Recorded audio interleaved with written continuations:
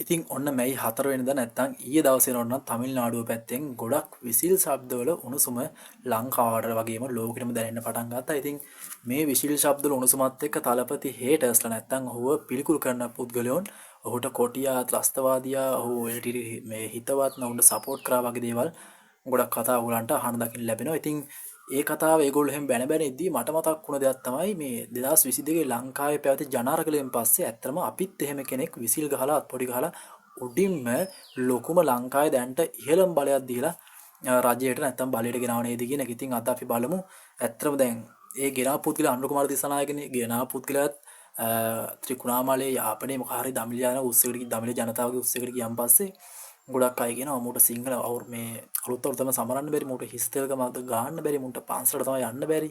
ඉතින් පන්සලට ඔව් එදා ඉඳන්ම රජකය ඉඳන්ම භික්ෂුන් වහන්සේලාගෙන් ඒ අදාළ පූජ්‍ය පක්ෂ වලින් අනිවාර්යෙන් රටේ නායකගේ ආශිර්වාද උපදෙස් අවවාද ලබා ගත්තා. උන්ට ඇහුම්කන් දුන්නා. උන්ගේ යෝජනා අනිවාර්යෙන් සැලකිල්ලට ගත්තා.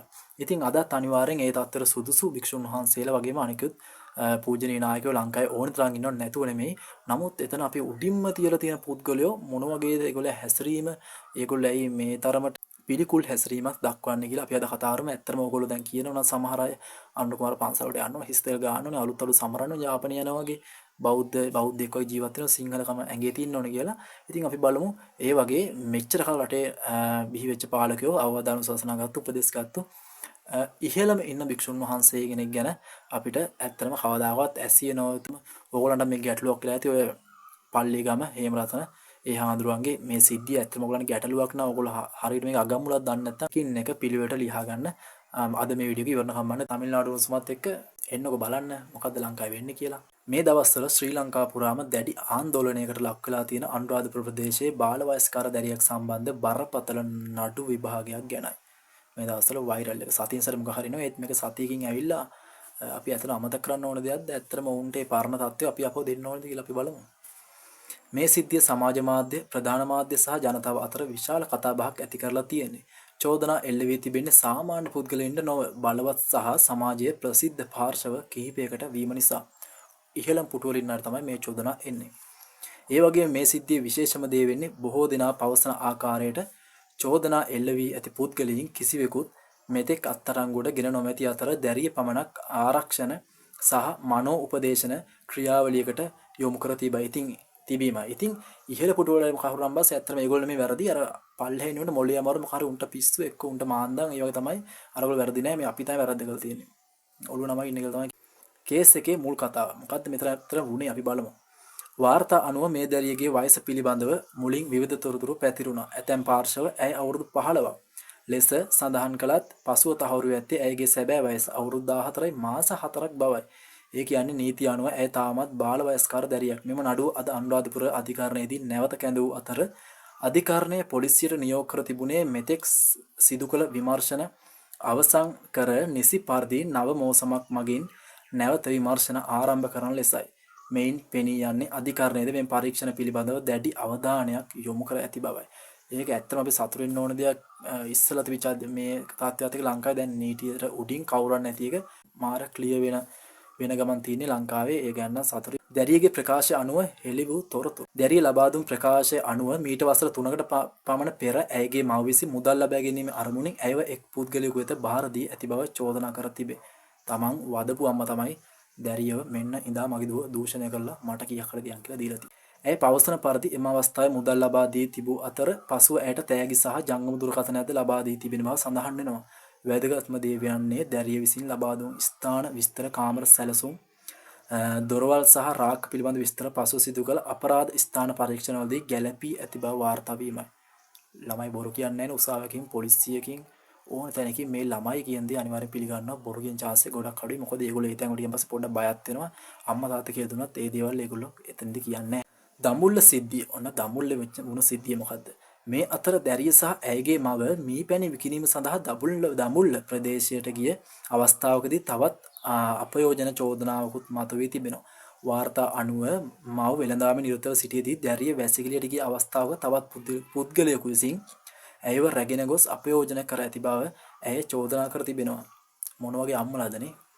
ඒ වගේම මේ පිළිබඳ කිසියෙකුට පැවසුවහොත් ජීවිත තර්ජන එල්ල කළ බවද ඇය පවසා තිබේ. මෙම සිද්ධිය සම්බන්ධ අපරාධ ස්ථාන පරීක්ෂණද සිදු කිරීමට නියමිත බව සඳහන්. මගේ අම්මා දුවට තර්ජනය කරනවා. උඹව මම විකුණනවා. උඹ කාට හරි කිව්වොත් උඹව මරනවා. කොන්දොස්තර සිද්ධිය ඔන්න බස් එකක වගේ වුණ සිද්ධියක් මං හිතන්නේ. ඇත්තටම මොකද වුනේ මේ කේස් එක මුලින්ම පබ්ලික් ඇටෙන්ෂන් එකට ආවේ වෙනම කම්ප්ලේන් එකක් කරහා.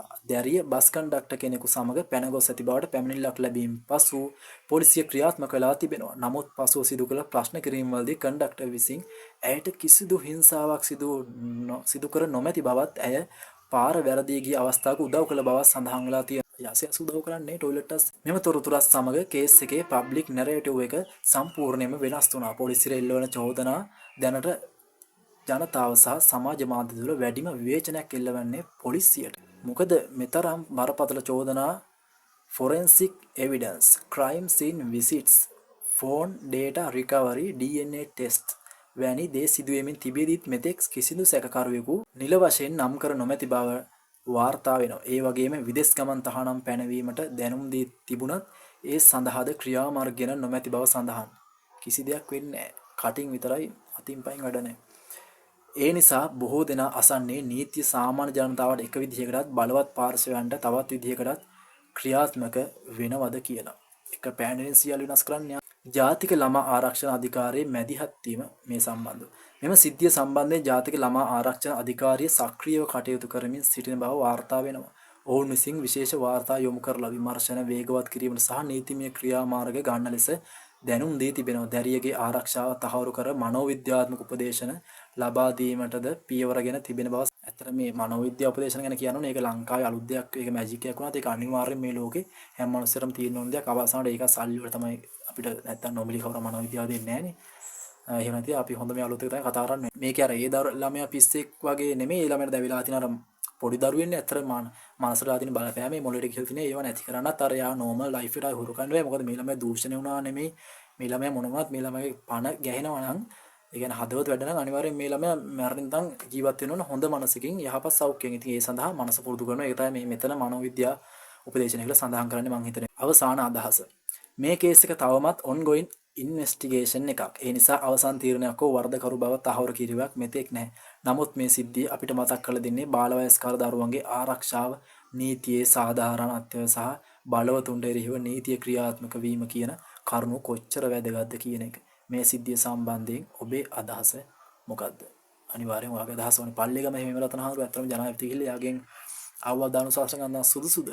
ඉතින් මේ බස් කන්ඩක්ටර් කියන එක පාර පෙන්වලු පාර වැරදිලා මොකද්ද නීතිය මේගොල්ලන් කරන්නේ? අනිවාර්යයෙන් ඔයගොල්ලෝ අදහස අපිට හරියම වැදගත්. ඇත්ත තොරතුරු ලංකාවට හෙළි වෙනවට මේ සමාජයේ කතාබහක් ඇති වෙනවට ලයික් කරන්න, සබ්ස්ක්‍රයිබ් කරන්න කලින් කිව්වා වගේ අපි දාන වීඩියෝස් ඔයාලා ළඟටම ගෙන්න ගන්න පුළුවන් නොටිෆිකේෂන් එකක්. මේ ඕගොල්ලන් පොඩි ටයිම් එකක් කරන්න මට මේක ලොකු වෙලාවක් ඕගොල්ලෝ මම මේ මගේ අදහසට අහුම්කම් දීම ලොකු දෙයක් ගොඩක් වටනවා. බොහොම ස්තුතියි වීඩියෝ එක බැලුවට. හිතන්නේ පල්ලේගම එහෙම රතන හාමුදුරුවෝ ගෞරවනීය සංඝයා වහන්සේ නමක්ද? අර බස්කොන් දොස්තරට මොන වගේද නීති ක්‍රියාත්මක කරන්න? එයාට මොන පාරද පෙන්වන්න ඕනේ? ඇත්තරම දරුවරද පාර වැරදුනේ නැත්තම් ඒ කොන්දොස්තර මහත්මයාටද පාර වැරදුනේ. එහෙනම් අද ගිහින් එන්න අදහස මතකයිනේ පල්ලෙන් කමෙන්ට් කරන්න. good luck.